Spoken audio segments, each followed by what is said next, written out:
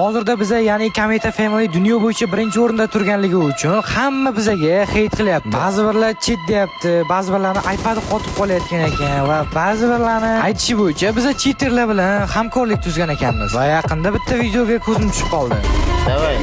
Kesa otvoring, kesa bilishga kesa oting.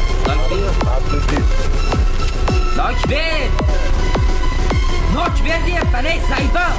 Da, bu yerda Rare ozroqgina so'kib qo'ygan, lekin tangan ikkinchi tarafi ham bor. Hozirda Kometa'ning akkaunti birinchi o'rinda turganligi sababli oddiygina narsaga ham ban berib yoradi.